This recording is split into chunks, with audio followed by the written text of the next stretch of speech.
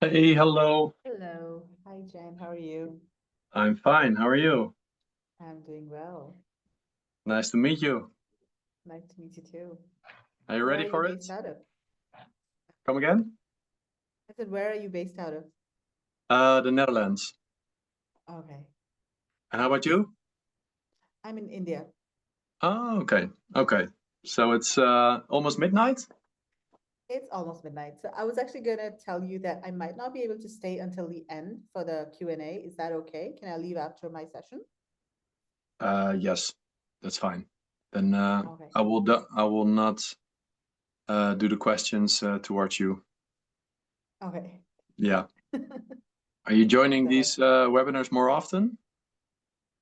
Yes. So I've joined quite a few webinars organized by Nick and Pavel. Yeah. So Okay. overall, I've done, I think, I started doing these webinars 2019 or so. Yeah. So yeah, actually, even before that, with my previous organization, I mean, I started my own company in 2019. So since then, I've done like maybe over 200 or so podcasts, webinars, you know, so 200. Oh, wow. Oh, okay. So you don't need to prepare so anymore. well, of course I need to. I mean, I do need to prepare slides and everything, and I Yeah. need to check my uh share screen as well. So just gonna quickly share screen, make sure everything's okay. Is my audio coming okay? Yeah, it's a bit soft. It's a bit soft. Okay. Yeah. Let me just. So I'm just on my speakers. My earpods are not really functioning today, so I don't want to take the gamble. Okay, how about now? Oh, wait. No, the input volume was so low. Okay, it should be Oh, better yeah, now. much Yeah. better. Okay, the input volume in Zoom was actually very low. I don't know why. Okay, so how is mine? Yeah, yours is very clear. Yeah? Okay. Yeah, Okay. Sounds good. yeah. Curious to your story as So, well. yeah, so I'm mostly focused on sourcing from India. In fact, Mm-hmm. I was in a factory today and they were doing this order for the Netherlands of tulips. So they Uh-huh. make metal products and they were making these really beautiful tulips out of metal, out of iron sheet. Oh, And they really? were powder coated with like very vibrant colors. So it was really so Aha. beautiful. So they are going to Netherlands. Oh, that's funny. Yeah. Yeah, we Yeah. already have a lot of tulips here, but Yeah. and where are you based in Yeah. India? Delhi. Delhi. I went, I think, more than 10 years ago to India, and I traveled the whole country Oh. from Delhi to Oh, Chennai wow. to Uh-huh. yeah, the Himalaya. It was interesting. Yeah, Quite an adventure must have been. it was an adventure indeed. Yeah, but probably Yeah. now a lot also has changed again because it's Hmm. developing fast, I guess. So yeah. And do you come to the Yeah. Netherlands sometimes? No, I've never been to the Netherlands. Hmm. So yeah, Okay. I've So been you're to the UK, but okay, yeah, and Germany. Hmm. but your clients are coming from mostly? US, mostly US, and Yeah. also UK, Australia, South America. Yeah. So Ah, yeah, okay. variety But of. all you do everything remotely. You don't really need to go Yeah, traveling a I lot. don't need to go. No, I don't need to go because I need to be where the factories are because Yeah. I help my clients source products from India. So that's Yeah. why I travel to the factories over here mostly. Mm-hmm. Yeah. And yeah, I mean, sometimes I do attend trade shows and give presentations at trade shows, but yeah, otherwise don't travel overseas much. Not No. recently, actually. Okay. Okay. Mm. Yeah. Sounds good. And you have a lot of clients also working with marketplaces? Yes, Yeah. yes. A lot of e-commerce, Amazon sellers, Walmart sellers. Ah, Yeah. okay. All That's right. how I started actually. Like in 2016, I used to organize this conference for the company that I used to work for previously. So the conference was in Hong Kong. And so that's how I got in touch with a lot of e-commerce Amazon sellers from the US specifically. Yeah. And yeah, so that's how I got a lot of clients who are Mm-hmm. e-commerce sellers. Aha. So that's how you Mhm. started a business. Yes. Aha. So how about you? Are you so you're with operator one? Yeah, indeed. So I'm Yeah. responsible for business development within Operator One. And Okay. yeah, I'm gonna tell you everything about it during the speech, but Yeah. yeah, we help brands to launch and expand on European marketplaces. So not only Amazon, but also all the other marketplaces that are out there you've probably never heard of. But Okay. yeah, it's we basically have the full infrastructure to launch them and manage the full marketplace business on their behalf. Mhm. So like US brands, UK brands that don't have any knowledge or operation in place to do it, they can hire just one partner, which is us, that launches it and sells it. It's a merchant of record solution, so we sell it on their behalf. Okay. Yeah. Yeah, I guess languages are really important, right? Because each country has a different language, and the marketplace must be in a different language altogether, right? In each country. Correct. That's one of the difficulties. But then each country also has its own legislations, its own VAT. We have different currencies in Europe. So that's the tricky part of doing business in Europe. And that's basically what we solve. So the brands don't need to deal with all these complexities because we already do it. Yeah. Yeah. Good. Good. So I hope the others are coming as well. Yep, it's 6 minutes to starting the webinar. And you also work with Pavel and Nick for finding clients? Not exactly. Yeah, Okay. no. I Okay. haven't worked with them for that, but just I mean, I've just been participating in their webinars. Okay. Okay. Let me see if Pavel told me something. Well, Pavel has just sent out an email asking everybody to join in.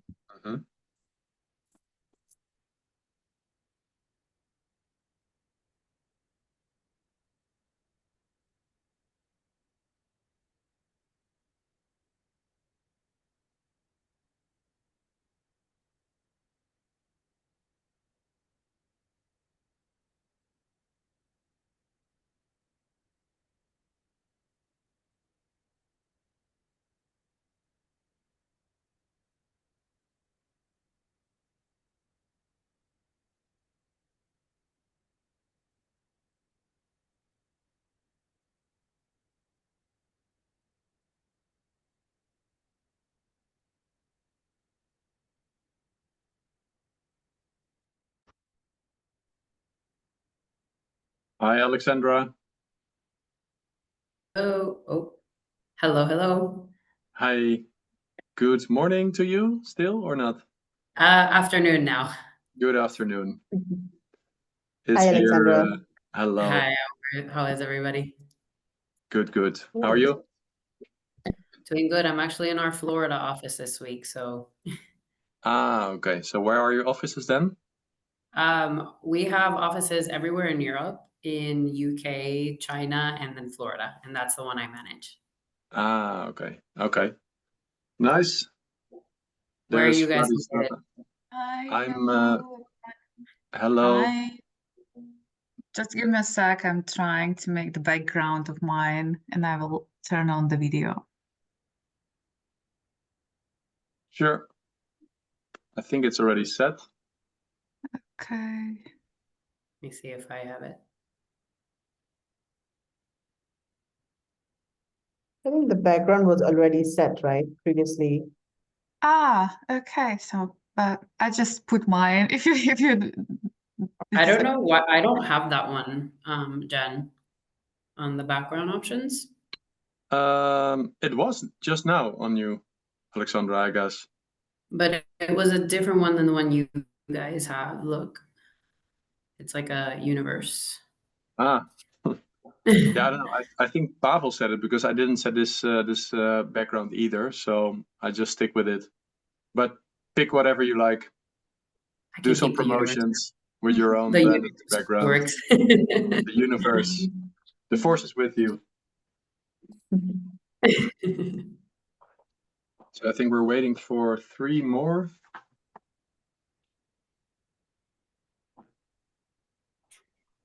But I'm located in the Netherlands, by the way. So Okay. yeah, evening times here, 7 p.m. I'm in India, it's almost midnight here, Oh, 11:30 wow. p.m. Super late for you. Yes. Where are you guys? I'm currently in Miami. I live in Colorado, but I'm in Miami right now in our office. Oh, so it's daytime for you, right? Yeah, it's only 1 p.m. here. Okay. I'm in Riga, in Latvia. You know that there's a small city near to Estonia and Lithuania. So it's 8 p.m. here. So you almost all of you in the same, except for Meghla. Yes. Hi, Andriy. Hey guys, nice to meet you. Nice to meet you. Yeah. How are you doing? Doing well. How are you? Perfect. Perfect. Thank you for invitation to the webinar. I appreciate it. Yeah, thanks for joining. Hey everyone, how's it going? Good. How are you? Fine. I'm good, I'm good. Hi, Guys, Alfonso. may I ask somebody to correct my first name? Ooh. I think Pavel needs to do it. He did all the settings. Let me check. Maybe I can change by myself here. So we're only waiting for Chris, but Change name tag. Let's see. Yeah, I can do this by myself. Breeze.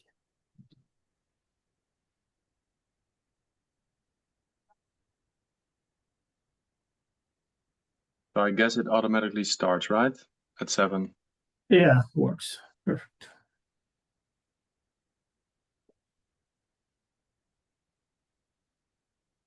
Honestly don't know. Is Pavel gonna be joining? So we see the participants down.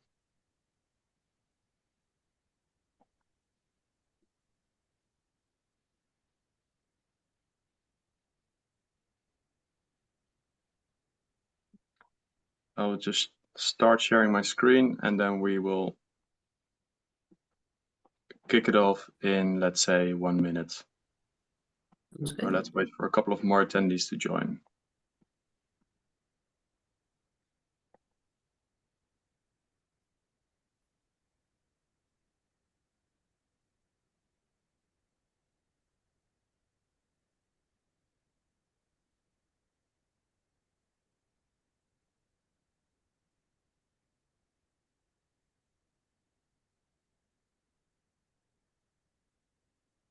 All right, so if all the speakers can mute themselves, then let's get started. So welcome everyone to the webinar, Go Europe or Go Home. I'm your host for today, Jan-Jelle, and today we're going to talk about different topics about how to grow your business and your e-commerce in Europe. We have a full house with attendees, more and more are dropping in, but we also have a full house with different speakers who are going to share their insights from their expertise on how to equip yourself for your growth into Europe. It's up to me to announce the next speaker, which is myself. So yeah, as said, I'm Jan-Jelle. I'm responsible for the business development within Operator One, and I'm going to tell you a bit about how to build your marketplace business in Europe, but without the EU complexities. So hopefully after this call, you will learn why you shouldn't ignore marketplaces. And I will walk you through the whole blueprint of how to set up your marketplace business in Europe with a full European scope. And lastly, how to go live within a matter of weeks. Quickly about Operator One. So we help brands to launch and scale on European marketplaces end to end, so they are able to unlock their full potential in Europe on the platforms that are available. And we do this by offering a merchant of record solution. So we take care of the full marketplace business end to end, from marketplace management, logistics, operations, finance, compliance.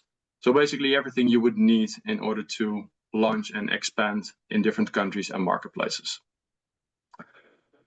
So why you shouldn't ignore marketplaces in Europe in 2026? Well, you shouldn't have ignored them in 24 and 23 either.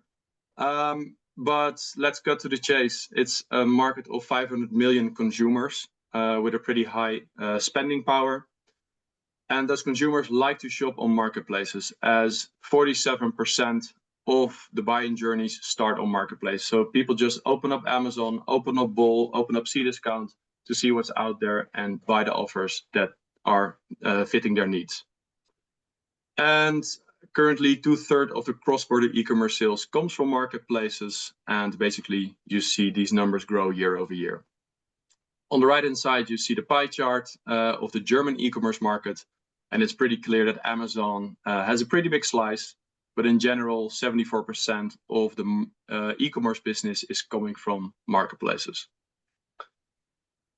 Also, Amazon recognizes the potential and prioritizes Europe. Only this month, they announced 2.4 billion investments in Netherlands and Belgium alone. So that's pretty significant, and that really underscores, why you shouldn't ignore Europe and marketplaces. All right, but what makes marketplaces and Europe especially so complex? There are many beautiful marketplaces that could really have high potential for you. But if you are a brand and want to deal with different marketplaces in different countries, there are several challenges that everyone will face. So think about the different languages that you have to talk, but also the different currencies you have to deal with. So we have euros, we have pounds, we have zlotys. So that makes it a bit complex. Then each country has its own VAT level. So that means that you have to file the VAT. We have our systems for it. But if you want to store and ship your product from multiple countries, you will need to have your VAT for each country to file it and to maintain it.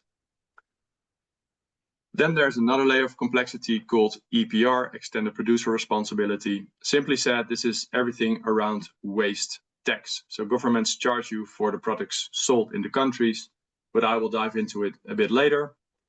And then you would need to have your logistics and operation in place to fulfill your products to the end consumer across Europe, and ideally within 1 or 2 days. So if you want to build your marketplace business in Europe, there are several building blocks that I want to walk you through quickly for now. So you need to have a strategy. Once you have a strategy, you can work out your compliance, your fiscal, and your IT infrastructure. Once this is clear, you can define, okay, how am I going to operate? There are several solutions for it. You have to make sure that you have your content and listings in order, and then eventually manage your marketplace business. I'm going to zoom into each building block piece by piece to give you an understanding of what is needed. Strategy. Without a strategy, you're set up for failure, as you see. So make sure that you really define where, at first, do you have the most potential. So which country do you expect to sell the most? So consider the size of the country. Germany and the UK are by far the biggest e-commerce countries, but also take into account where is your brand awareness. So if you started in the Netherlands and everyone knows you there, leverage it. As soon as you have prioritized your country selection, then you can drill down on the marketplace selection. So Amazon is big in the major countries, Germany, France, Italy, Spain, and UK. But other countries have other market leaders. For example, the Netherlands, bol.com, Poland, Allegro. So really define where the business is. But also consider, for example, industry-specific marketplaces, like Zalando for fashion, like Decathlon for sporting goods, to see, okay, where can you get the most business out of it? And then lastly, super important, which products are you going to sell? Probably not your whole catalog is going to fit for marketplaces, because profitability is key if you want to have an endurable business. So do your analysis from the sales price that you're selling. There are several cost components in place. So there's the VAT, then the marketplace fee, which is roughly 15%. Then you have your warehousing costs, your shipping costs, your advertising. So really calculate on product level, where do you have enough margin to get started with. There's a rule of thumb. So if you sell small products that fit in a letterbox, the minimum sales price should be 15 euros. If the product fits in a partial size box, then at least 30 euros is what you should charge in order to make profits. Then compliance, a bit boring, but super important, because without compliance, it's not going to fly on marketplaces. It starts with product compliance. Obviously, you need to have a safe product with the right certifications like CE, GPSR, and is highly recommended to have a brand, so registered across all EU. Then EPR compliance, we already touched it a bit. This is the waste tax. Each country has a different procedure, different rules, different costing behind it. But basically, you need to have a registration per country in order to sell your products compliantly, but also to sell in general on marketplace, because otherwise they're not going to allow it.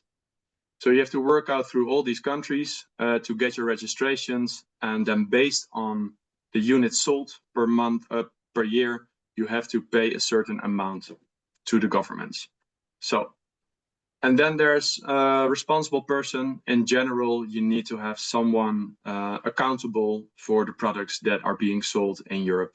So that can be you as an entity or a third party, but make sure that you have this. Fiscal.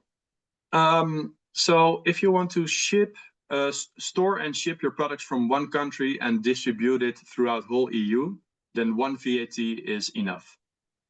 But then you cannot really ship fast, because if you distribute from the Netherlands to south of Spain, it's going to take a while.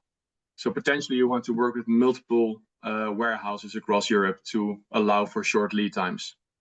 In this case, for each country that you store your products, you are required to have your separate VAT per country. So you have to file it and to maintain it as well.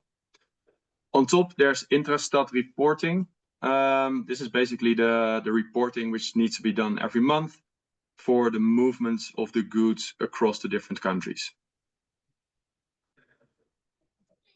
Then IT infrastructure. So as soon as you're going to work with multiple marketplaces, let's say starting from 2 or 3, you really don't want to do stuff manually, to log into those accounts and manage the business from there. So in this case, we recommend the IT stack, which starts with a marketplace integrator. This is basically a tooling that integrates with all the marketplaces, so you manage everything from one point. On top, you would like to have an advertising tooling to automate your advertisements, to make sure that you don't spend too much, but also that you target the right campaigns. A PIM system is there to have all the data and content that you work with as a one source of truth. And then you need a WMS for your warehouse and some VAT reporting system to file all the taxes across Europe. And IT is not cheap, so if you want to do it properly and you want to scale on a European scope, at least 30K annually is what you will have on the costing side to run these IT infrastructures. All right, operations. There's some key considerations that you should take into account. So if you want to serve the EU, so European Union countries, do it from the EU. So don't ship from the UK into the EU, because that's not going to fly with all the duties, taxes, and shipping costs. So make sure you have a local EU warehouse. If you need to import your products into the EU, then you need to have an importer of record.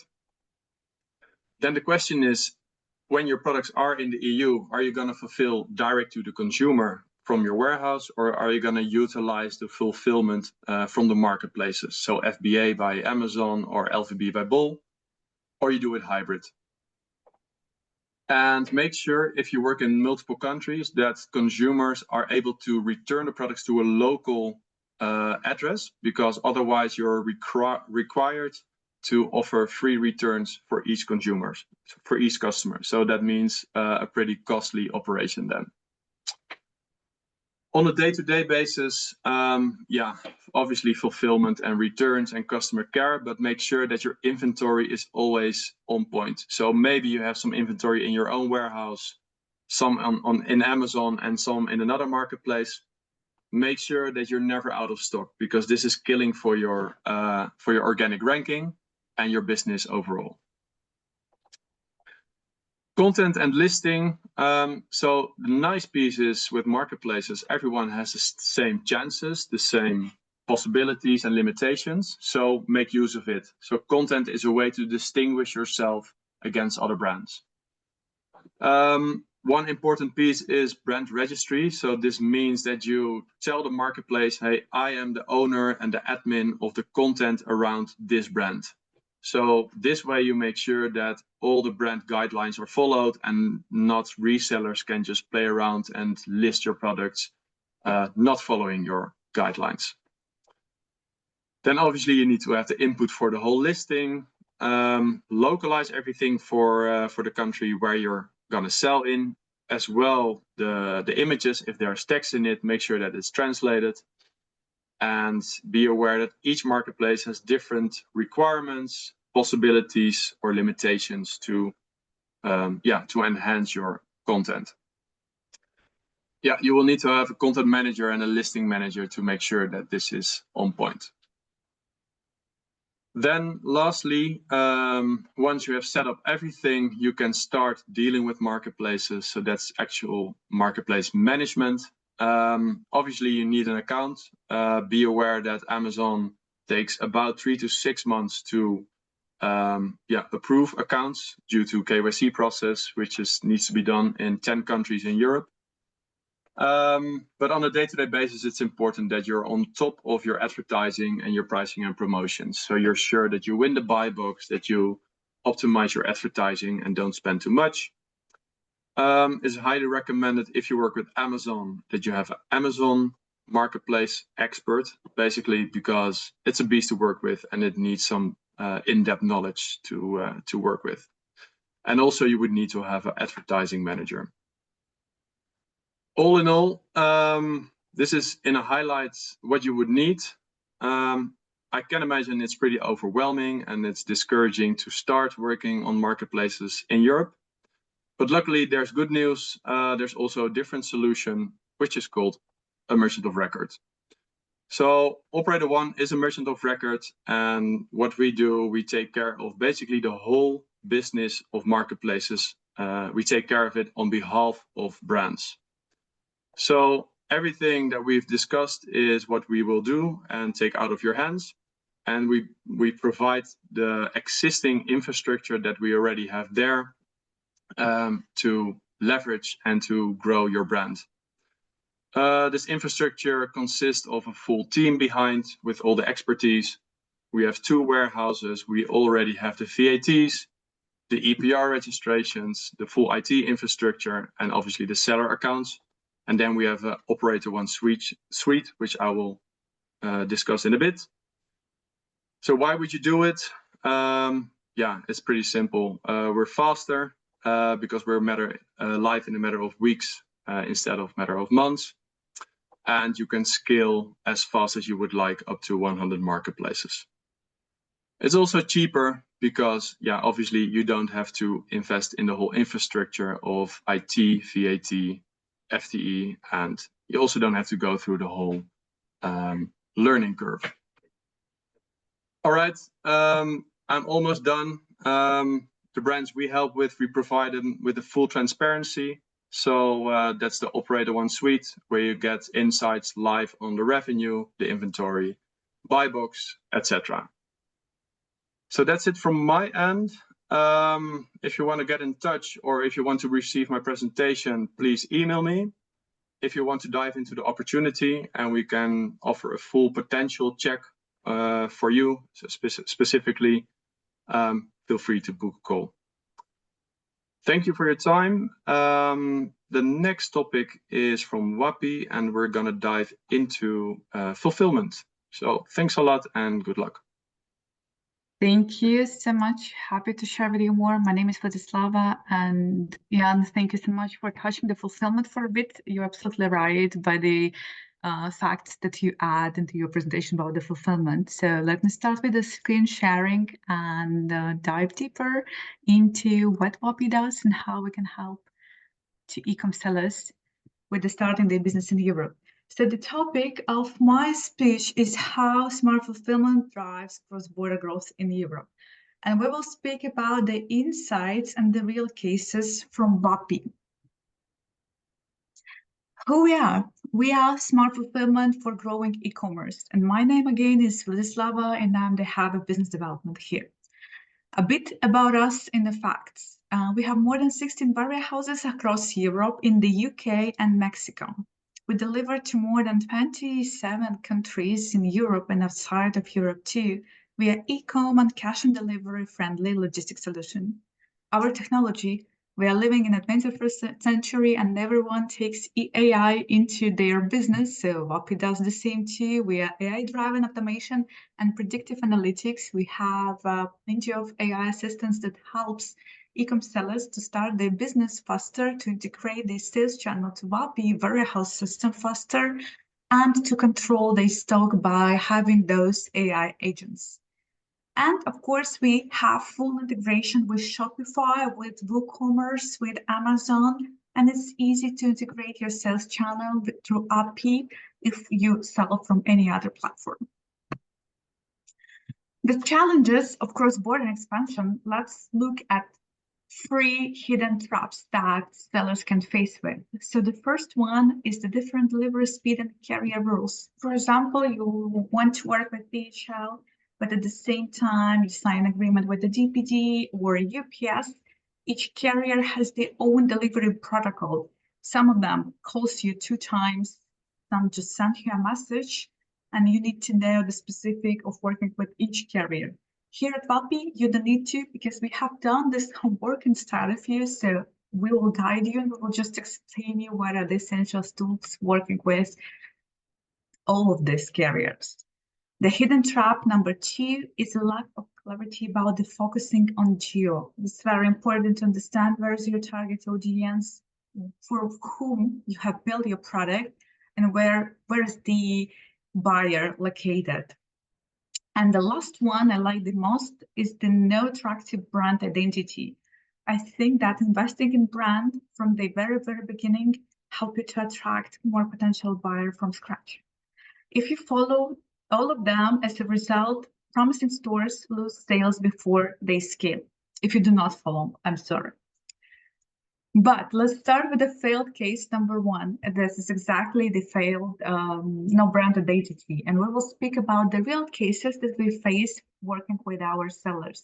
The mistake of the seller was that he just wanted to buy some cheap product from Alibaba or AliExpress and just resell it quickly, without thinking about having any additional product as an upsell. So the focus was just about for only one product. That means you don't have high purchasing invoice, you cannot make any upselling, and there is no brand. So probably in the Instagram or TikTok society where people just used to buy something beautiful, something nice, you're already losing a lot of your potential audience. So we discussed that we need to add a branded package and to build a bundle, maybe by adding additional products to the current one, so then you can succeed. And as a takeaway, yeah, the seller just needed to start from very beginning once he realized that there is no luck and there is no success by selling just one product in the European market. What else? The failed case number 2. Is actually the one that we discussed previously about the target country expanding too fast without focus. The mistake is when you try to cover all European country from one central warehouse. Why is a mistake? As Jan said before, from one warehouse you can deliver to plenty of countries, but for example, delivering from Poland to Italy will take 5-6 days. Delivering from Germany to Spain, the same. no one wants to wait that long. People used to have the products in the second day after they purchase. And of course, having the local warehouse gives you an opportunity to deliver faster and cheaper. Delivery cross-border costs sometimes 2 times more expensive compared to the local facility. That's why here at WAPI we have more than 16 warehouses. So from the very beginning, we can focus on exact location that is needed for you. So my very first question when I meet a potential seller is, what are the 3 countries of yours where you're planning to sell? At the very beginning, at least focus on 2-3 countries. And then once everything is set up there, after period of 3 months, when you see that your order volume is growing, come back to me. We will speak about having another facilities in another countries. So yeah, just don't try to get everything from within the first few months. Take it in focus. So enough with the failed case. Let's speak about successful one. About the WAPI client that sells a premium haircare brand known for its professional sound grade product. The challenge that they faced before they start working with us, that they had delays in the delivery and operational bottlenecks. They also had this lack of visibility across Shopify and Amazon flows. They had high labor due to manual processes. They had so many bundle and leads preparation that needed to be done, and the other facility just couldn't do it on time. WAPI provides with a fully automated fulfillment in Europe, in the UK. It's easy for us to prepare the Amazon prep orders or some knitings bundle that are needed as per your product. There is a real-time inventory with the Shopify integration and with WAPI UI platform, and faster local deliveries. We deliver within 24 to 48 hours if they're talking about local shipments, and we try to fit into the delivery gap of 3-4 days if you're talking about cross-border. So, what was the result working together with WAPI for this exact client? Meanwhile, we are in business operations for more than 3 years. The client increased their order volume for 3 times. We helped to reduce the cost for 20% and increase the delivery speed for 25%. And increase, of course, the customer satisfaction for 35%. So what I wanted to tell you with this presentation, that at the very beginning, when you try to go to European Union, just stay focused, choose 1 and 2 countries for the very beginning, register the VAT, as the previous speaker said, and probably the others will add this information about the VAT too. And just choose the correct fulfillment provider, because delivery is the key. Especially since COVID, people really used to have their parcel within the 2 days from the moment they deliver it. So take a deep research about your future fulfillment provider. And in case if you want to speak with WAPI, the last slide just disappeared, but yeah, in case if you want to speak with WAPI today, just follow me on LinkedIn. I will be happy to help. That was all from my side, and thank you for having me today.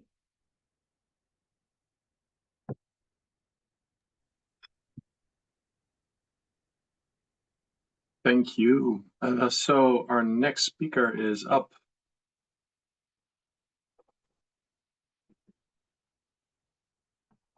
Is that me? That's Chris. I'm sorry. All right. I was just waiting for my fantastic introduction. Yeah. I was looking for a drum roll, but the floor is yours, Chris. Oh, awesome. So hey, we'll go ahead and get started. Like you said, I'm Chris Brewer, co-founder of OMG Commerce, and if we're about at the midpoint of a webinar, if you want to stretch, you want to stand up real quick, it's all up to you. But I'm a performance marketing agency for direct-to-consumer brands. And if you'd like to learn more about me after the webinar, just Google Chris Brewer Marketer and you'll find most of my content. A lot of great content already about the EU and selling more in that tremendous, really emerging marketplace today. I'm going to be pivoting here a bit and talk about marketing, which is what you're all going to need, whether you're expanding into the EU or you're currently selling in the US, but you're looking to expand in the EU. Either way, you're going to be interested in my topic today because it applies to all of this, and especially here right ahead of Black Friday, Cyber Monday coming up upon us quickly. So let's talk about how to win on Q4 on Amazon without discounting. Now, this isn't for everyone, but if you're a brand that values profit over panic, and if you'd rather build value than give it away, then I think this will be for you. So there's two paths to sales, especially during promo periods. You can go with deals or no deals, and deal or no deal.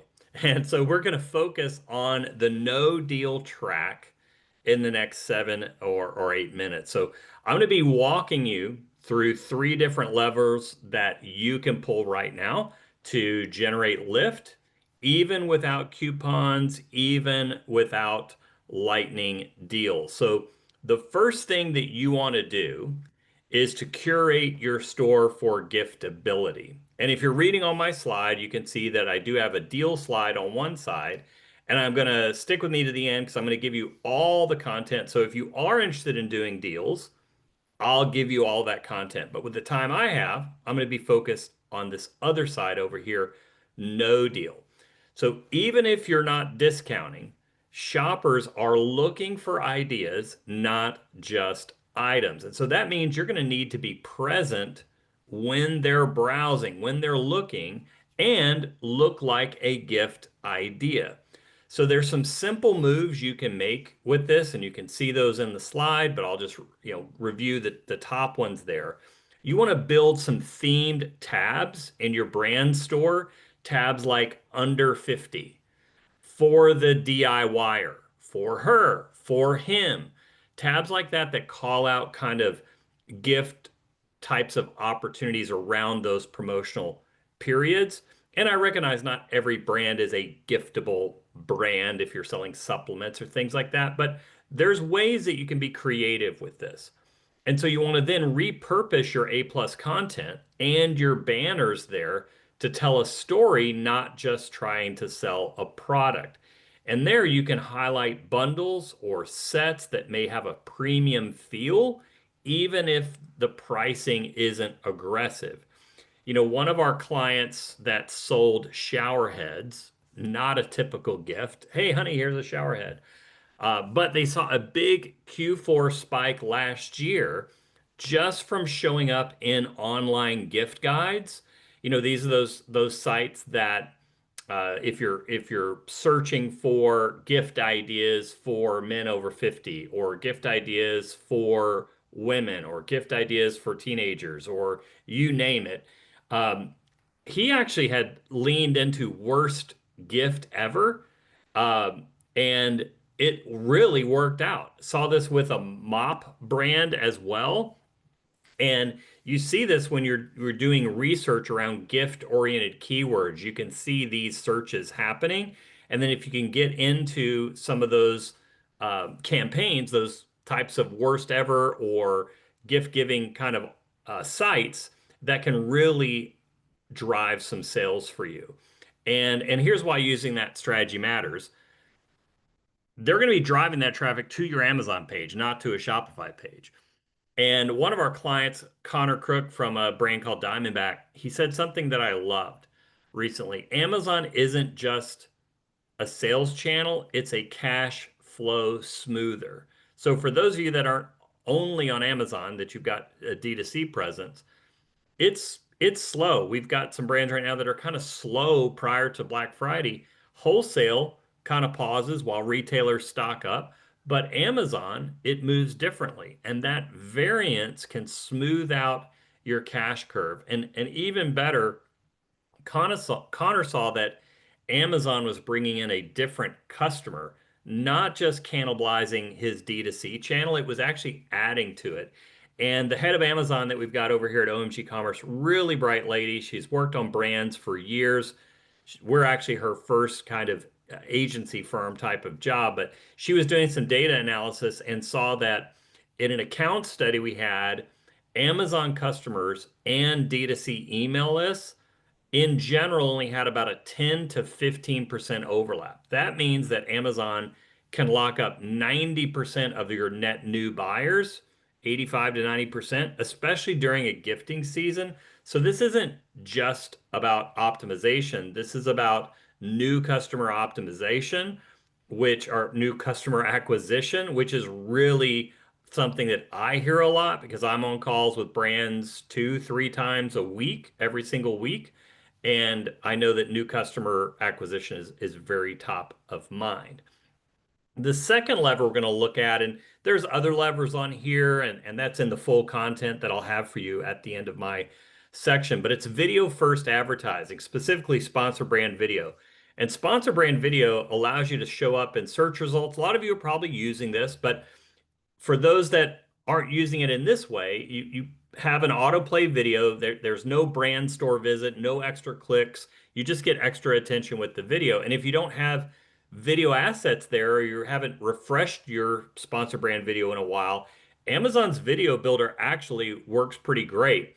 So I'm going to quickly show you a little bit, especially for mobile first, where a lot of purchases are happening. On mobile first, you just want to really keep it simple and have your hook in the first 3 seconds of the video. Make sure your product is in there by second number 2, and use text overlay. I'm still surprised at brands that put audio-based videos on Amazon. Nobody's listening to, I'm sure someone is. I'm sure someone is clicking the button, but use text overlay because mobile views are mostly muted, and having that vertical or square format for mobile. We've seen really great return on ad spend, even with just DIY videos there, because it's really about relevance, not production. The other thing I want to mention is about when you're doing things that are not deal oriented, and this is good for just general SEO, drive external traffic. Use that external traffic to drive momentum, especially your email list. Again, if you're a brand that hasn't built your email list, just know you're leaving 20 to 30% of revenue on the table. SMS, Amazon's own creator connections, all good for external traffic. So even without a deal, you can say, check out our Amazon gift guide. And then you go there, shop our holiday picks on Amazon, and they come to your store. Amazon loves that outside traffic, and they're going to give you a 10% brand referral bonus from a sale from any external traffic. And if you're not set up with a brand referral bonus plan, you need to do that, especially if you're running outside traffic to Amazon. And other tools like Levanta, which is a company we work a lot with our brands, can help scale that effort. And just as an aside, I've got a great connection over there with a guy named Greg. And so let me know if you'd like an introduction to Levanta. And I've got they've given us some solid savings for giving a referral over there. So just remember to include words like deal, holiday, or gift when you're using the creator connection titles, because on Amazon, those creator connection affiliates, that's how they're going to find you when you're putting your affiliate promotion up there. And then our last slide, just let's get tactical here. Here is your no deal 72-hour deal sprint to hit before any peak event. So 72 hours before your sponsor brand video version 1 goes live, you've got your sponsor display retargeting set to on. You've got your gift page in your store published. You've got your PDPs, you've posted FAQs, tables, benefits, all of that kind of stuff is all there and optimized. 48 hours ahead, you want to flag anything that you're under 28 days of supply on. Be careful with that. We don't want any sellouts. And then stage an FBM backup, brief your creators, and activate any attribution links. And then that final 24 hours, get that final go, no-go checklist across your ads, your inventory, checking the buy box, and make sure you've armed your budget rules and margin stop losses there. You're being careful for those kind of things that can happen.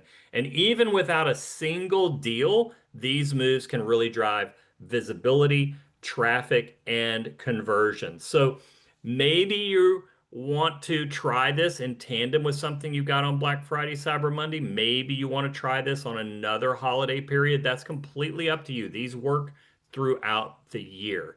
So that's all that I have for you today. If you want to get in touch with me, that's my email up there. My hashtag is MoMarketer. That's very searchable online. And just grab this QR code with your phone. You can shoot that. We'll also, obviously, you'll have this content after the webinar, and you can scan that to get the entire last minute levers for your Black Friday sale at that code. And that is all I have for you. Thanks, Grace. Very valuable insights. And up next is Meghla. She's going to talk about sourcing. Yes, thank you so much. So let me quickly share my screen. Okay, so I'm going to be talking about how you can build a successful India-Europe supply chain. So basically how you can source products from India to sell in Europe.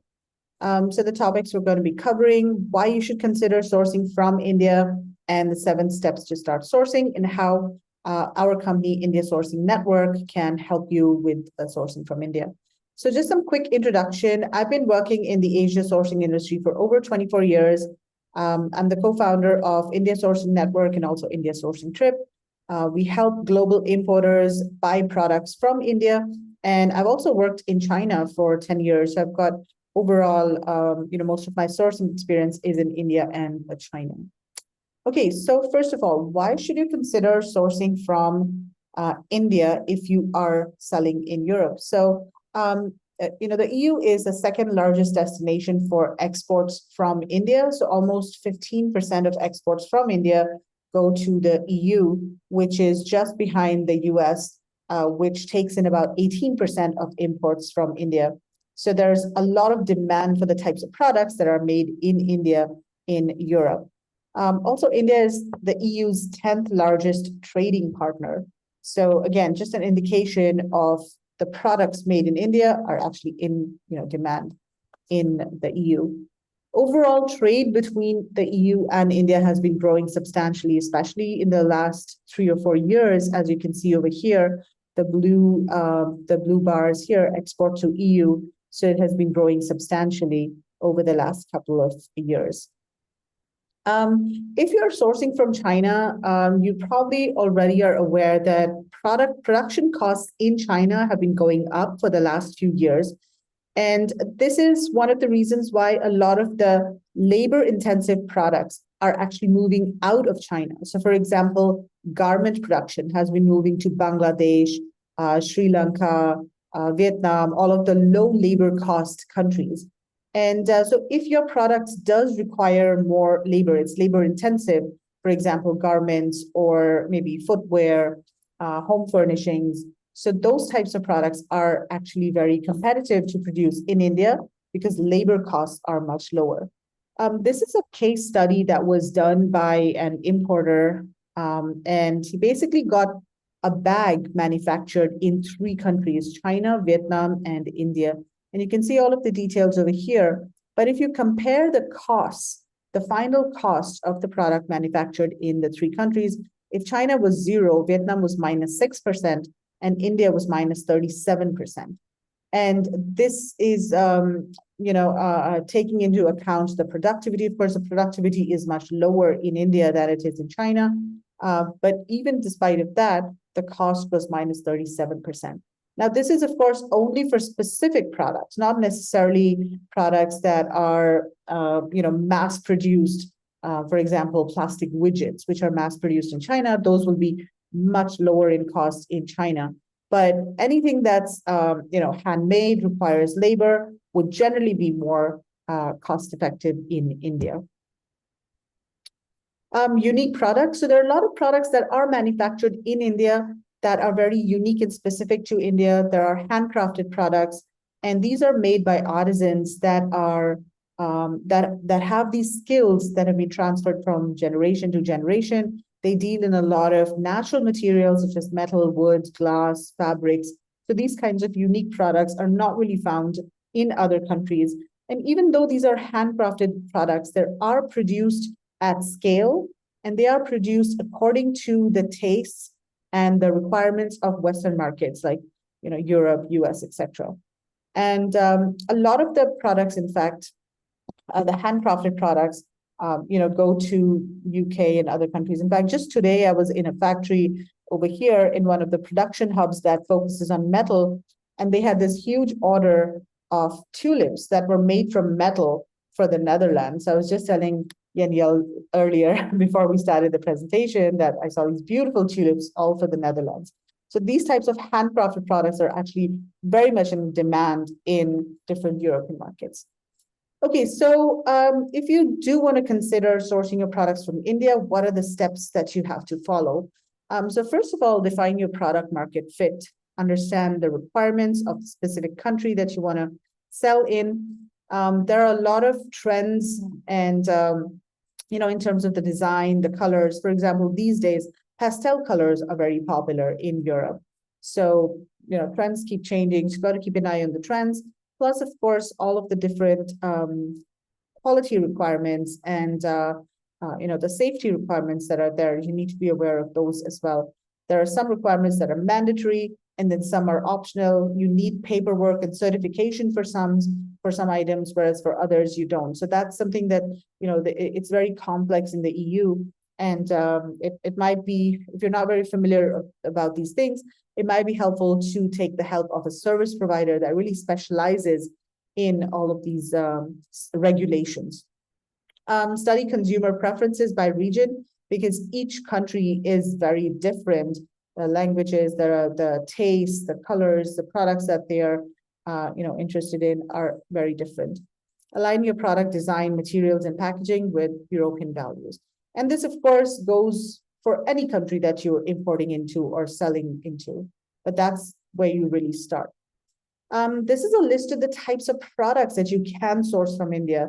So India really specializes a lot in natural materials and home decor and gift items, for example, that are made from metal, wood, ceramic, jute, cotton, glass, marble. Not to say that plastic and polyester kind of items are not produced in India, but these natural materials are actually India's strength.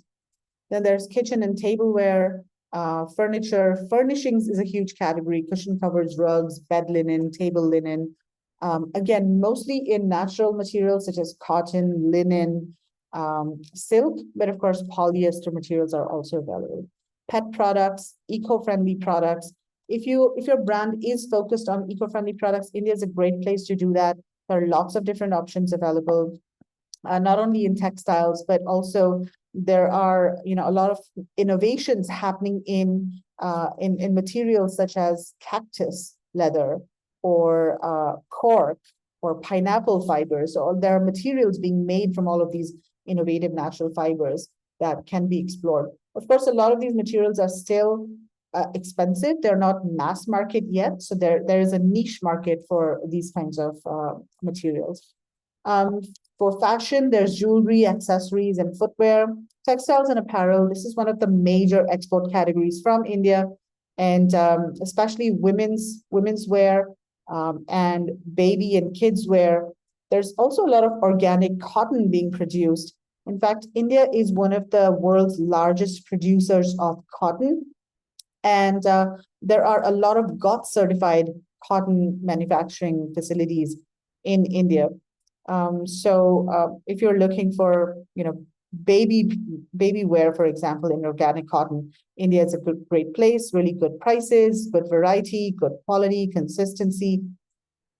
Leather is another item as well, and there are a lot of different products: clothing, bags, wallets, pet and equestrian products. So each item requires a different type of leather, and there are different production hubs that specialize in different types of leather products.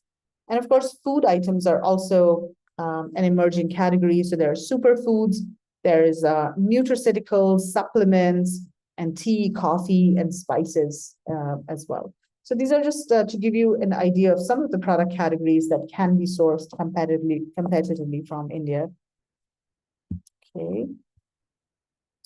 Okay, so the second step, once you've decided what you want to sell, then of course you need to find the right suppliers for the product.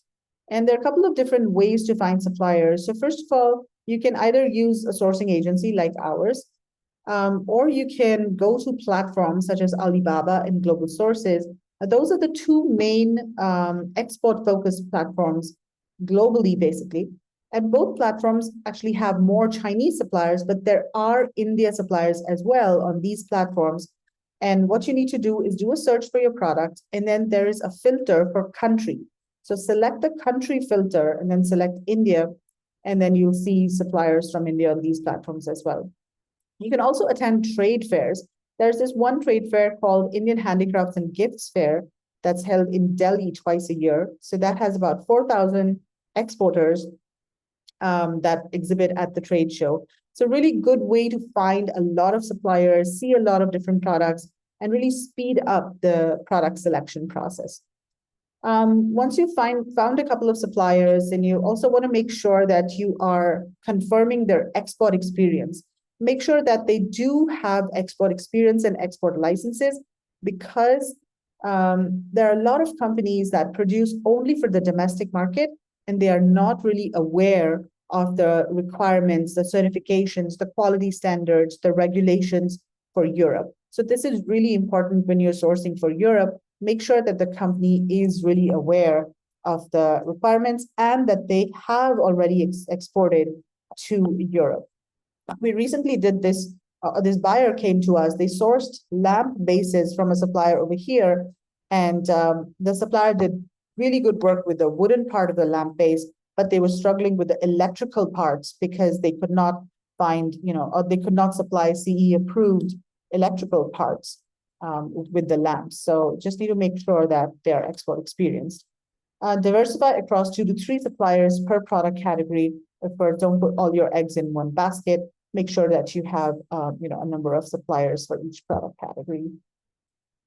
Then once you have shortlisted suppliers, it's time to, of course, get information. So get pricing, get all of the details from them that you require. Make sure that they can meet your requirements.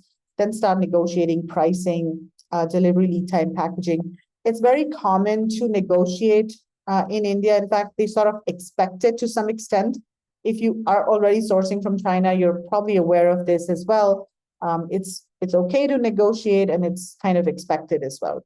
So in terms of the payment terms, the most common payment terms is 30/70. So that means that you pay 30% advance, and then 70% is paid after approval of the inspection or after the bill of lading is issued.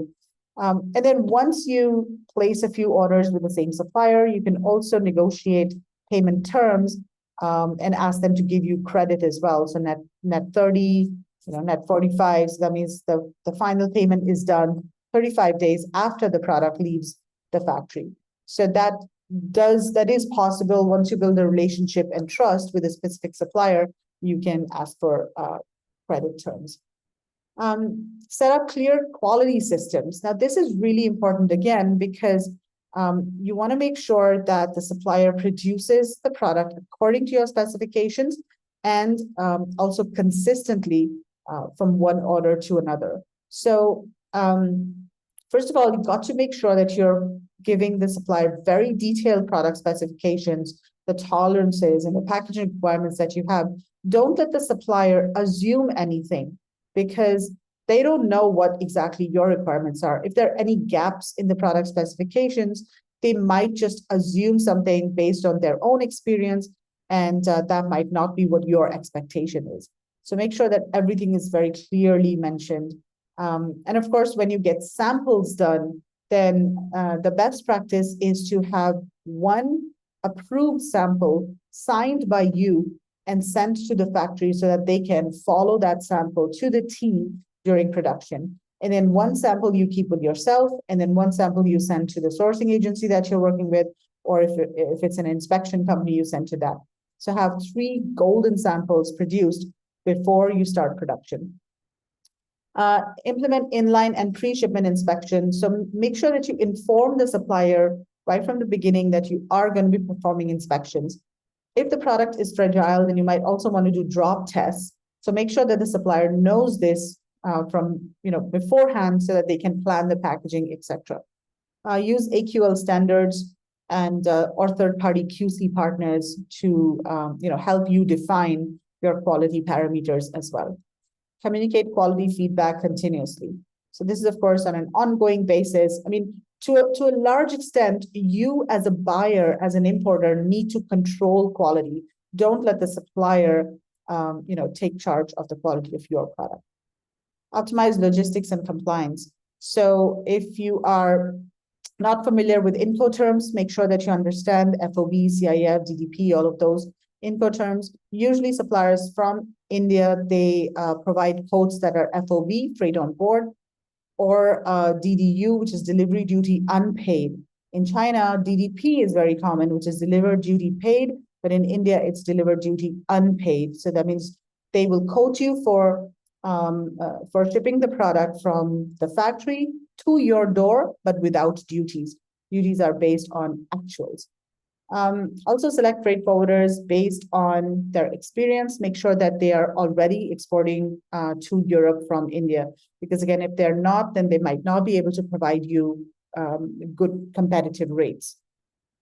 Stay up to date with customs documentation, EPR, packaging waste directives. And again, it's always best to work with a service provider that understands these requirements in Europe, because again, each country has different requirements as well. Build transparency on lead time, production plus shipping. So make sure that you discuss the lead time with the supplier very clearly, and then also have an understanding of the production lead time. We've also got to understand that most of the products shipped out of India are shipped from the west coast of India, from the port in Mumbai, whereas the production might happen in North India or South India. So there is a transit time of 3 to 4 days from the factory to the port. So just be aware of where your factory is located and check with the forwarder how long it will take to ship the product or to transport the product from the factory to the port, and make sure you account for all of those, additional days as well, not only the days of the actual product, time on the boats that the product spends. Also, make sure that you're aware of the cutoff dates of the boats. And there are, weekly or bi-weekly sailings from Mumbai to Europe. So make sure that you're aware of those times as well. Okay. Place orders and oversee production. So again, once you're ready to place orders, the samples are good, you've got your quality parameters, then issue a very clear purchase order with product specs, payment terms, deadlines. Sometimes Indian suppliers can be a bit lax when it comes to deadlines. So make sure that you have very, strict deadlines. Ask them to tell you the delivery date.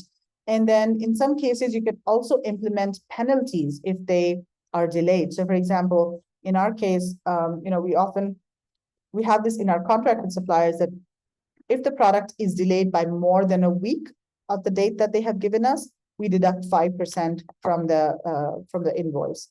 So this is something that can also be done, by you.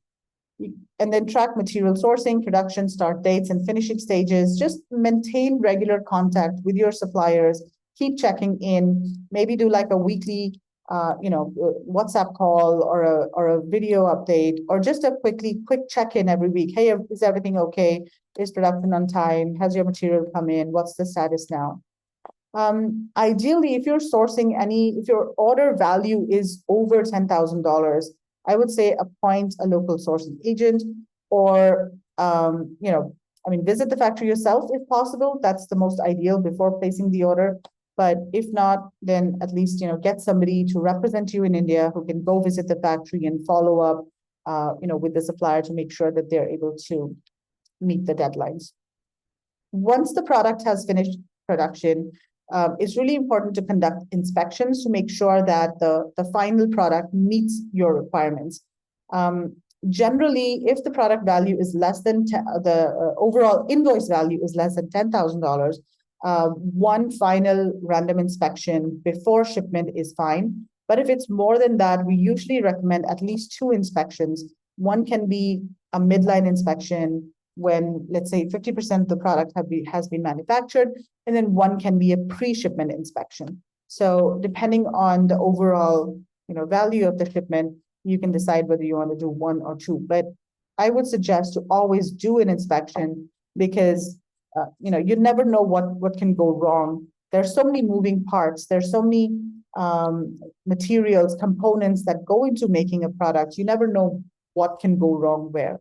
Even if you've been working with the same supplier for a long time, always recommend doing tests and inspections. Of course, you have to verify packaging, labeling, carton strength, and as I mentioned, you can hire third-party inspection agencies if needed. Our company, India Sourcing Network, also offers inspection services. So in a nutshell, a successful India-Europe supply chain is built on clarity, consistency, and control. And by control, I mean mostly quality control. So you as the importer, as the buyer, need to take control of your overall supply chain and most importantly, quality. So this is one slide on how India Sourcing Network can help you source products from India. So we have a done-for-you sourcing service where we manage the entire sourcing process for you from start to finish, and we also manage quality. We also organize group sourcing tours. India Sourcing Trip is what it's called, and this is like an 8-day tour to India where we take you to a trade show, we take you to factories, we teach you all about sourcing from India, and we also do private sourcing trips. So in case you have specific products that you're looking for, we can find and vet factories for you and bring you to the factories and get you to meet suppliers for the products you're looking for. We also offer sourcing consultancy. If you want to get more information, go to indiasourcing.net for our sourcing services at indiasourcingtrip.com. You can also send us an email at info@indiasourcing.net, and you can connect with me on LinkedIn or Facebook, any of the social media channels as well. So that's it from me. Thank you very much. And Jan-Jelle, it's back to you. Thanks, Meghla, for joining today, especially around this time in India. So highly appreciated. Up you. next is Alfonso, who's going to talk about scaling. Awesome. Thanks for the presentation, guys. It's been amazing. I'm going to try to keep mine straight to the point, just because I know people are probably starting to get tired here in Europe. It's slowly starting to get a little late as well. So let me share my screen and cut straight to the point. Let's see if I can find the way. There you go. Okay, awesome. So let me quickly introduce myself. I'm Alfonso. I'm founder of Sellervate, and currently we're. Are you guys seeing the screen? Because I'm seeing it double. Okay. Yes, we can see your screen. Founder of Sellervate, just to give you a quick view on what we do. We focus on the customer experience as a whole. We tackle two main core parts of the Amazon journey and the e-commerce journey. One is we focus on review removal, for which we currently have around a 9% removal rate. And I call it removal so that it's easy to understand, but it's basically an edit rate. So using customer service to change 1 stars to 5 stars, being 100% Amazon TOS compliant. We actually use tools directly on Seller Central. And the other part is using dormant data that most of the brands are not currently actively using to essentially bring in that part of constant UX optimization, whether that's product optimization, product changes, new product development, even listing changes. We use the data from all of your reviews, all of your return data, all of your customer interaction, whether that's on Amazon or on your support email.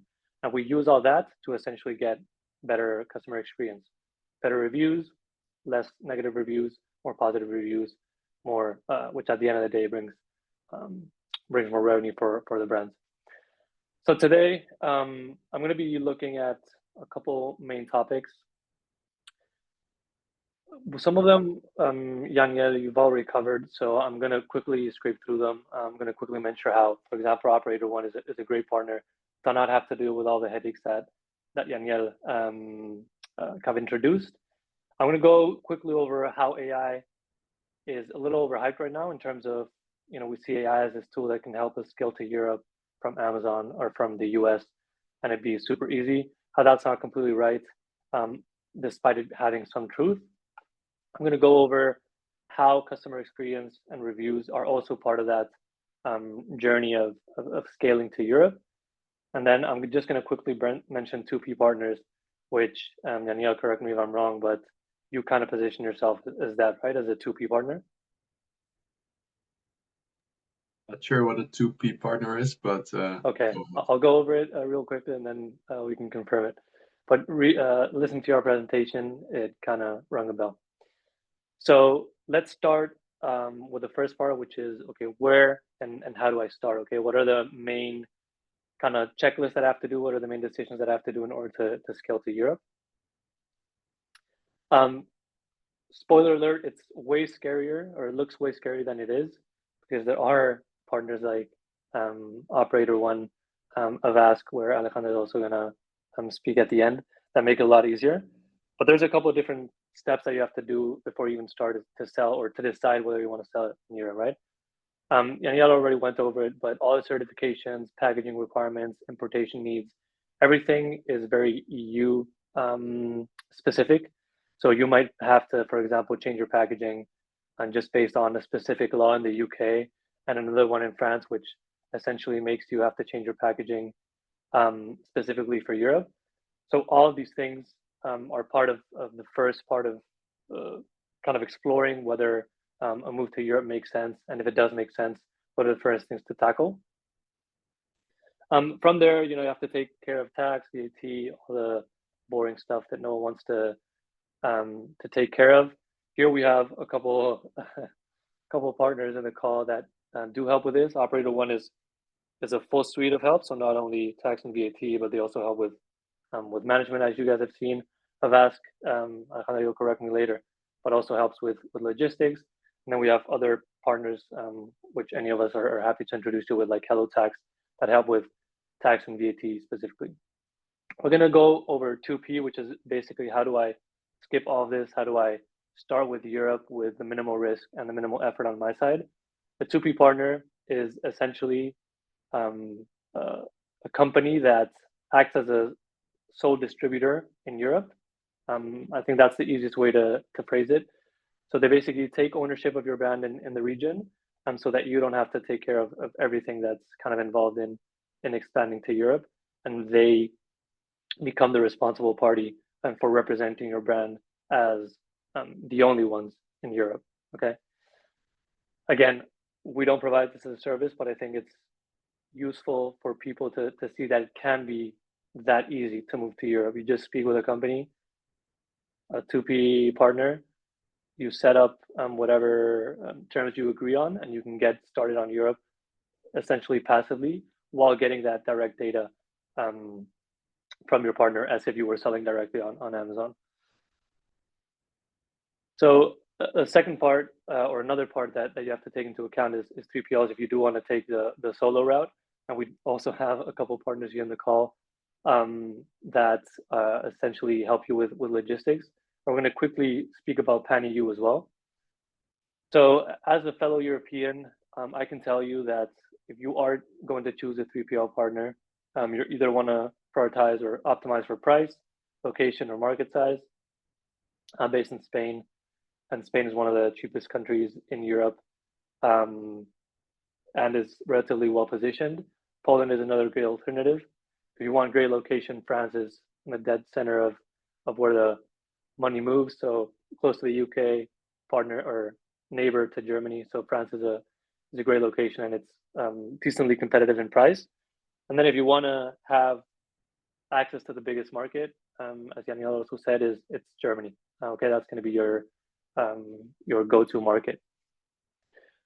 I think you quickly mentioned it as well, but PETANI, although it is not required, it's probably going to be a part of your journey, which is basically the same way that in the US you send to an LA warehouse and Amazon redistributes the inventory in the rest of the US based on the demand. This is the equivalent in Europe. The only difference is instead of having states, you have different countries. So you do have legal requirements, for example, having a VAT number or VAT ID per country. But as Jan-Jelle also said, it's not required. You can start in France, you can start in Germany, and instantly sell in all of Europe, or at least in the neighboring countries, whilst keeping your stock in Germany or France. So this is going to be first step, and probably rather sooner than later, you're going to want to start using PETANI. this is the reality behind moving to Europe. It looks big, it looks hard. Reality is it's not that hard with the current options that we have, with the solutions that we spoke about during this call.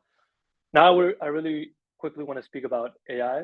Everyone's saying that AI is super game changing, which it is. But a lot of people overestimate what they can do with AI.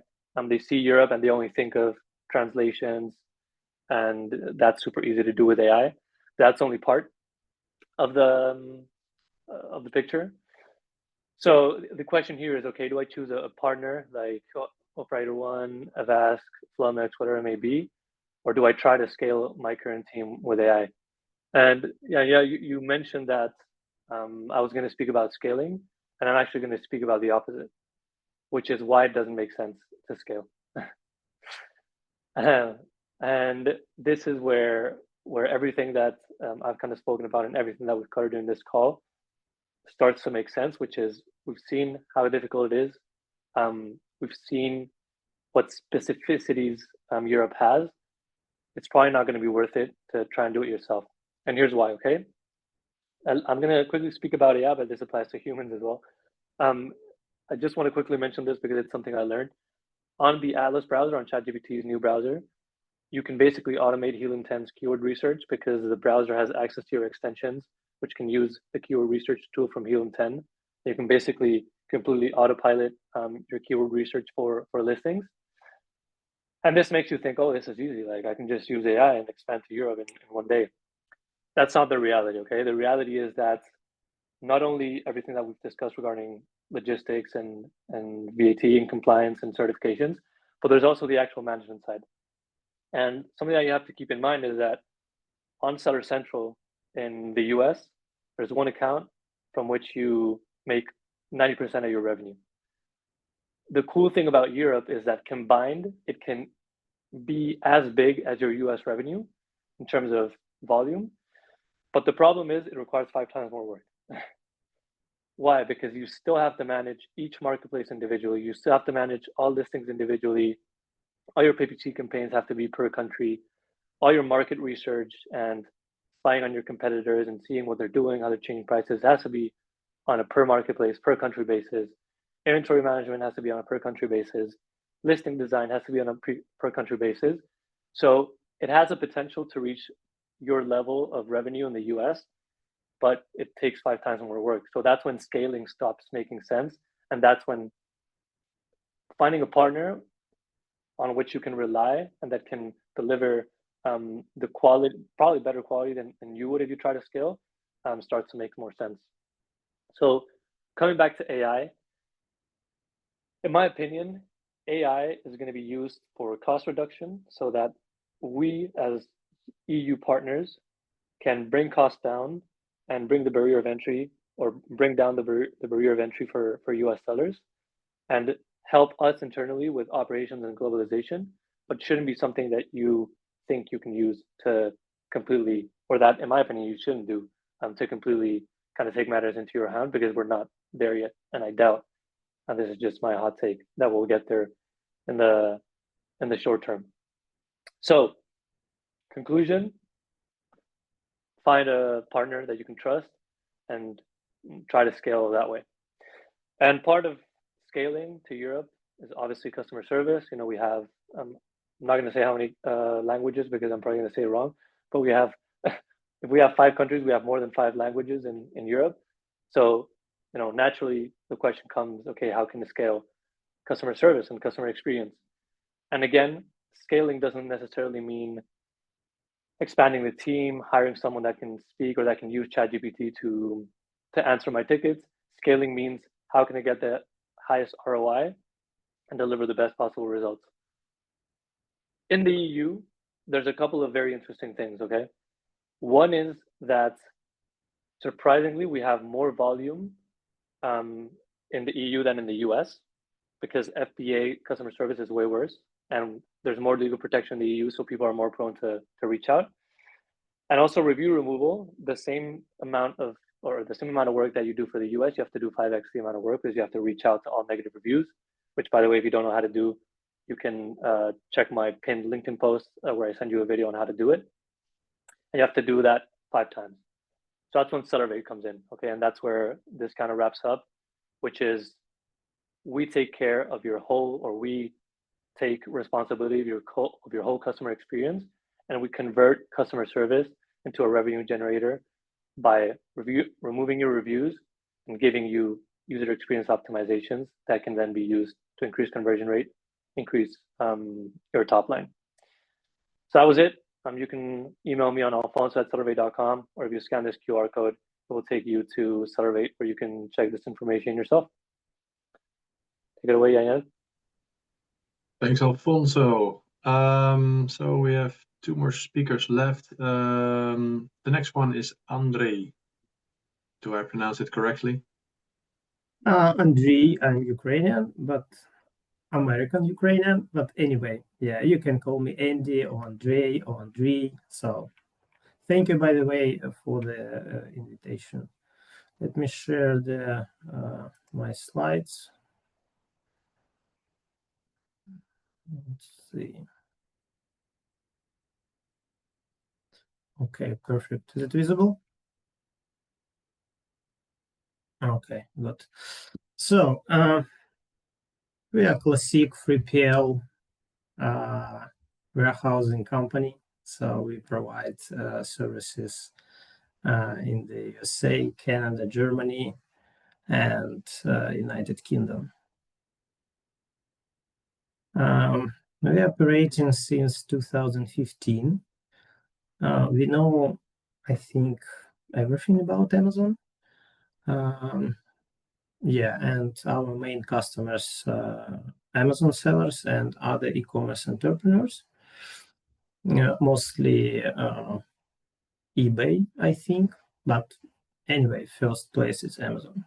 Our mission is make the process of warehousing simple, efficient, and of course, cost-effective for everyone involved. Company values quality, commitment, innovation, and synergy. I would say here that we provide full scope of classic warehousing services like storage, palletizing, labeling, relabeling, prep, pack, FBM services as well, of course. We accept containers and make different custom solutions, depends on the customer's needs. At the moment, we have 6 locations, 3 of them in the United States. It's East and West Coast, and Middle South, our main office located in the Dallas, Texas, which is very convenient geographically if you send the FBM orders to the consumers. Also, we have 2 locations in the Canada, also West and East Coast, British Columbia and Toronto. And 1 warehouse near the London, about 20 miles in the south, maybe you know, Gatwick Airport. I would say a little bit about our customers. We have 2 long-term contracts with 2 big Amazon aggregators and about 7-8 figures sellers. What kind of problems do we solve for our customers?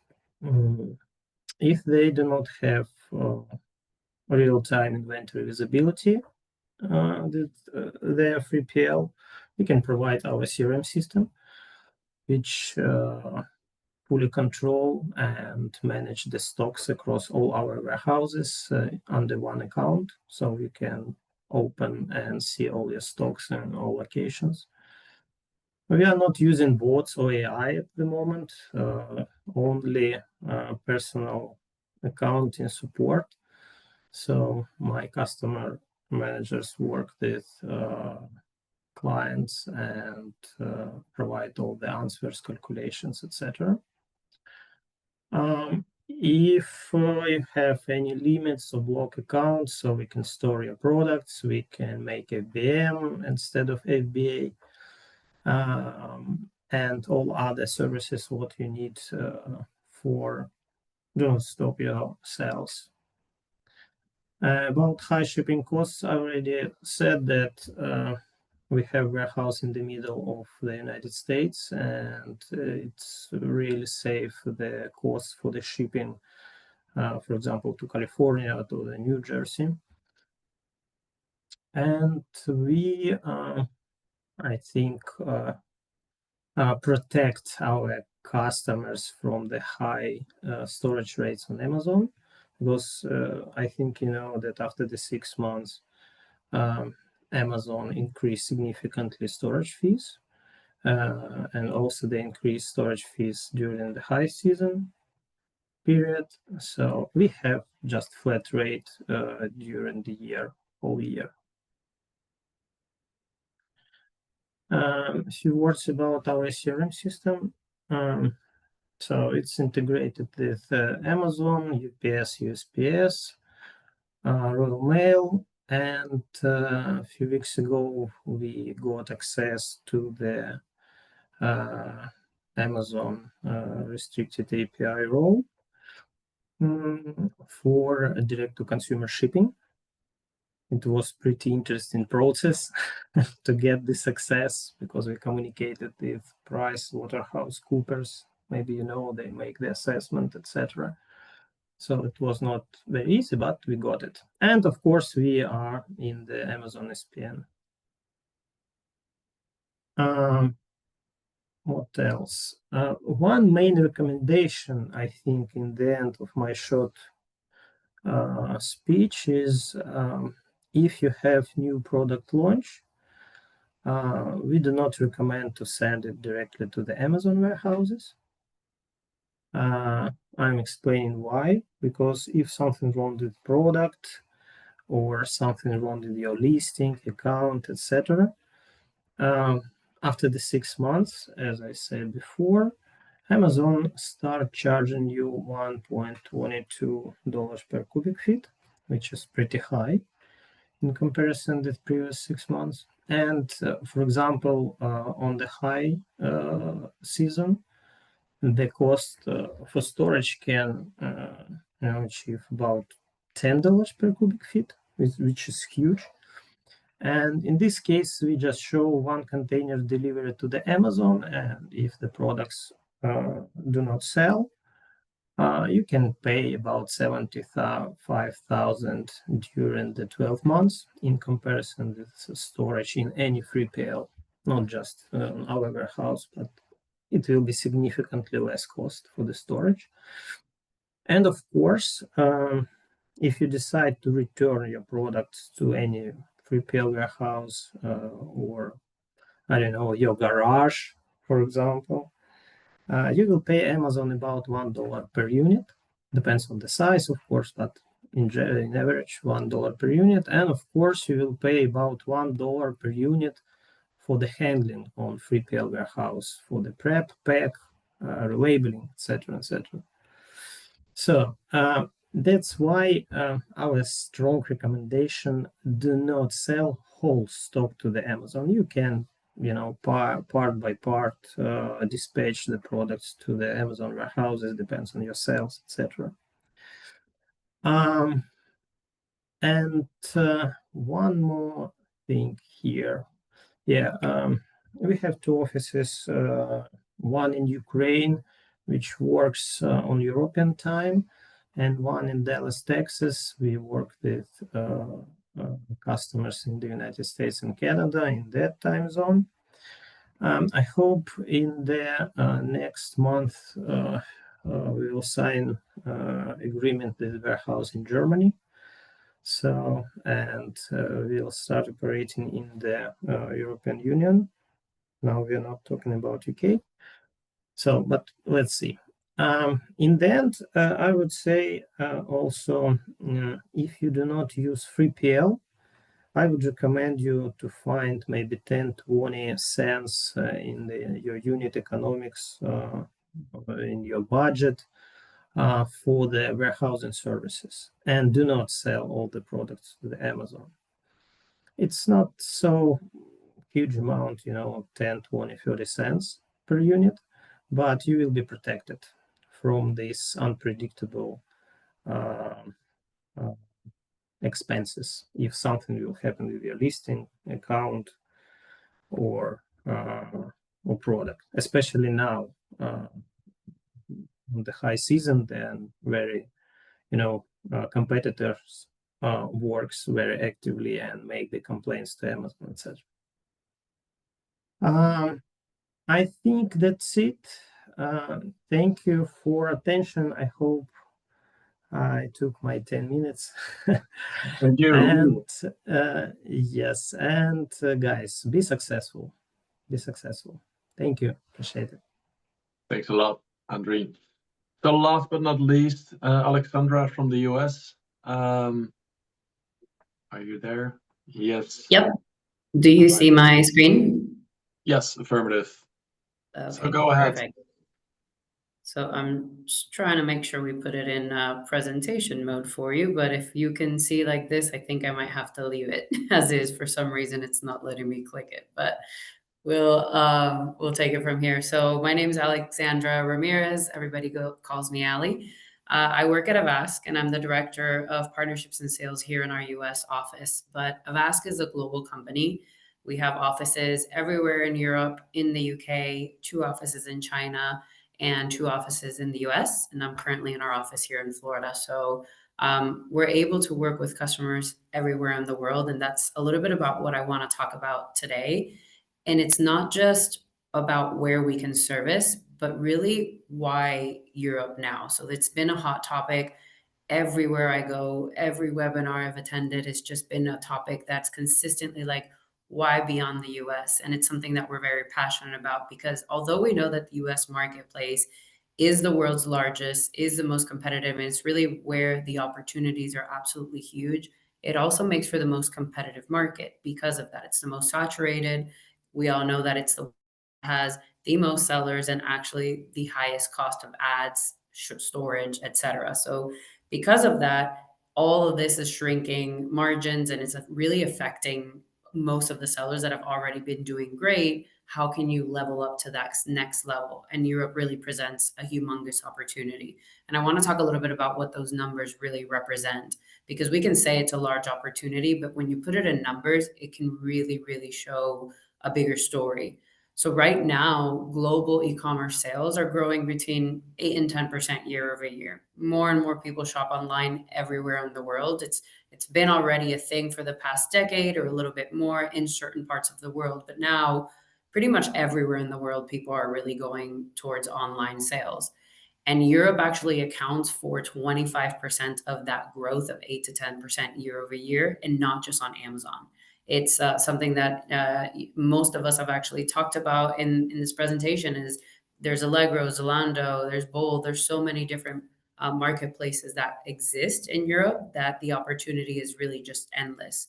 Now, the first step that's required for you to be able to go to any of these European marketplaces are just a VAT number, and that's something that AVASK can assist you with.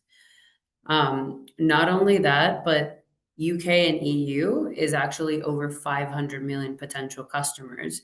And up to 2029, it's projected that it's about $565 billion in opportunity just in e-commerce revenue. So the opportunity for Europe and UK is growing at a rate that has never been seen before. And in the past, probably 5 to 10 years, has grown just steadily higher and higher. Because if you think about it, in the US, everything's already pretty much online.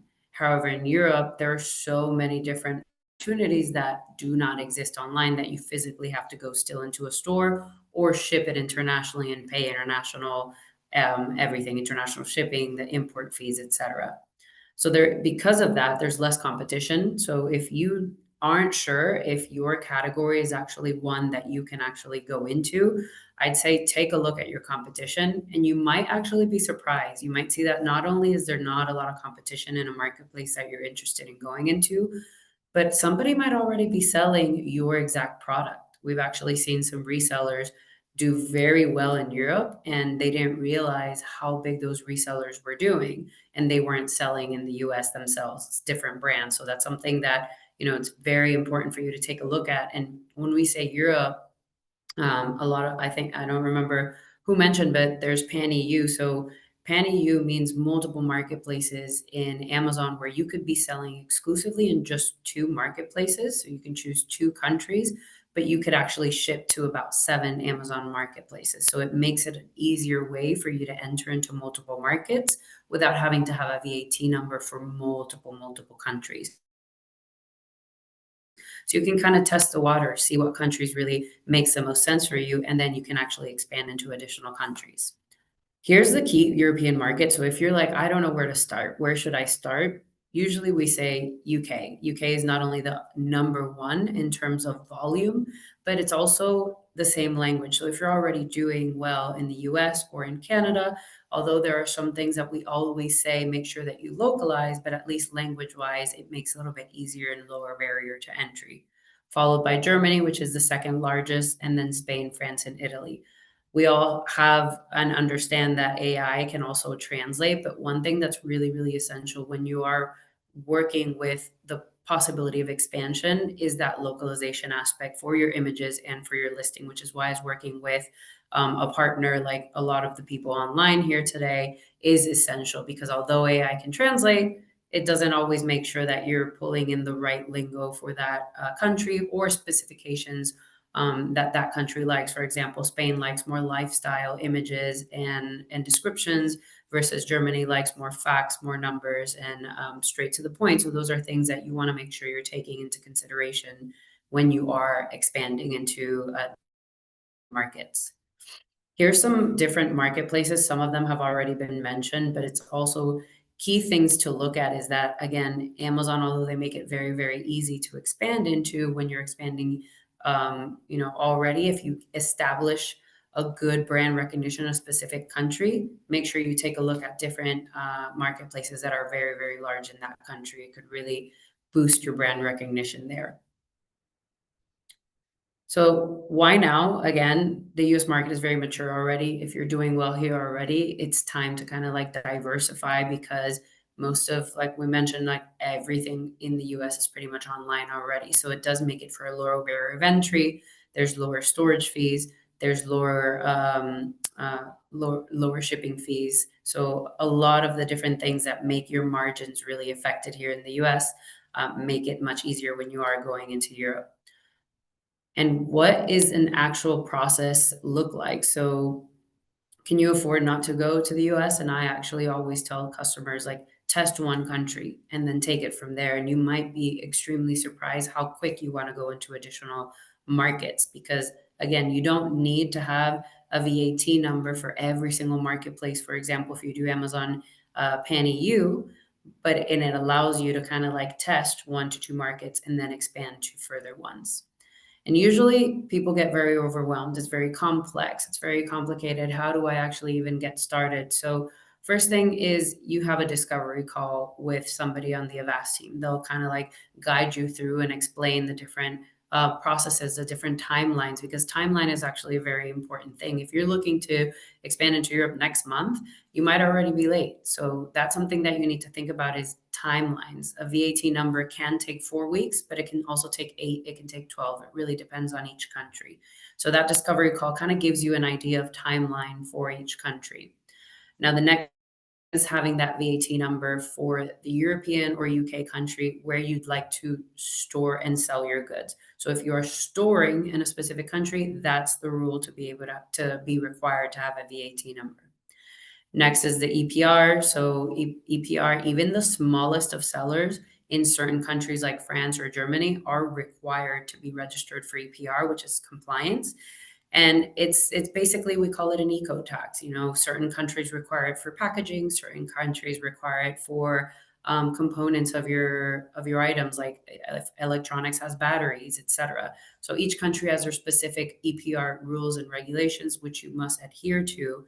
And that's a lot to keep track of, which is why you can work with somebody like AVASK to ensure that you are completely compliant and you're not in trouble of getting your listing shut down before you even started.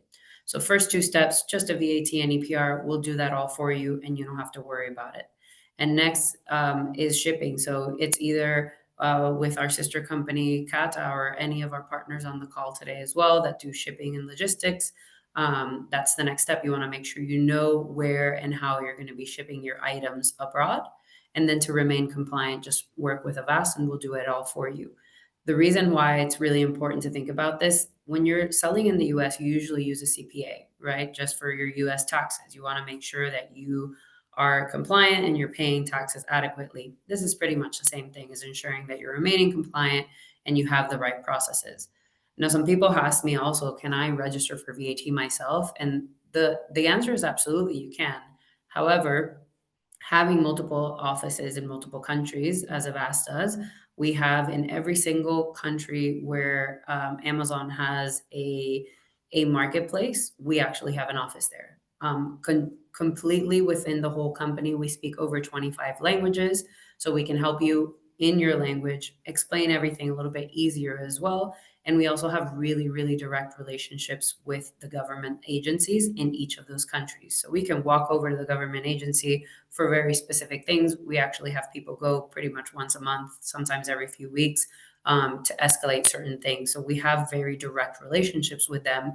Whereas with you, it might take maybe 5 or 6 months to get a VAT number. It could take us 4 to 8 weeks. So it's much, much quicker, that's for sure. And that's pretty much it. That's all I had. I know we're pretty much at time, but this is my email if you do want to get in contact with me. That's a QR code for my calendar. But the last thing I wanted to drop as well is I'll send this presentation over, but we do have an offer for a free VAT. So if you're thinking about it and you actually wanted to go ahead and do it, we can offer a free VAT registration. So feel free to reach out. And if you'd like the presentation, I'm happy to send it over. And back to you, Jan-Jelle. Thanks a lot, Alexandra. Very interesting. Yeah, so we're a little bit over time. So I have a couple of Q&As coming in. One for you, Alexandra, while you stay there. What's the biggest misconception about expanding into Europe or UK? One of the things is that it's hard. And the reality is as long as you do a good examination of what exactly it's going to take, as we said, you want to make sure what market first. So test one first, test pan-EU to kind of like test what other markets would be a good opportunity. And then make sure that you localize and have everything fully compliant. That's it. It's really not that complex. And the other misconception is how long it can take. And again, we've addressed that it could take 4 to 8 weeks just to get a VAT number, as long as you do it with a partner like AVASK. All right. Thanks. And then one for WAPI. How long does it usually take for a seller to start shipping orders through WAPI once they decide to expand into Europe? Yeah, sure. So basically, from the moment we sign an agreement, it's just a few days needed to proceed with the integration. Then the rest depends on the logistic from where the goods are going to be delivered to WAPI. So basically, if this delivery from Europe to our warehouses in Europe is just a few days, then a few days to take the goods on board, to integrate them with the system. So I would say that 5 working days is enough to be fully integrated and to deliver your goods to WAPI warehouse from Europe to Europe. Okay, that's pretty quick. All right. Then Sellervate, does it make sense to hire locally?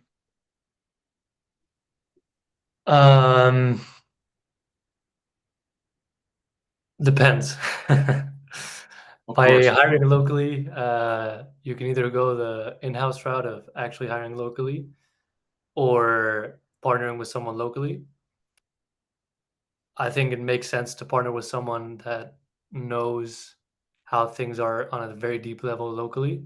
I don't think it makes sense to hire locally to like integrate in someone in the in-house team. Yeah, if you don't have any presence at all, don't really open up a new branch, let's say. Exactly. Yeah, I fully agree with you. So yeah, thanks everyone for sharing your insight. It was very valuable. I hope all the attendees had a good webinar as well. So please reach out. You will receive the recording after the webinar. And yeah, let's be in touch. And thanks for your time. Have a nice Thanks, day. everyone. Have a nice Thank day. you. Bye-bye. Bye.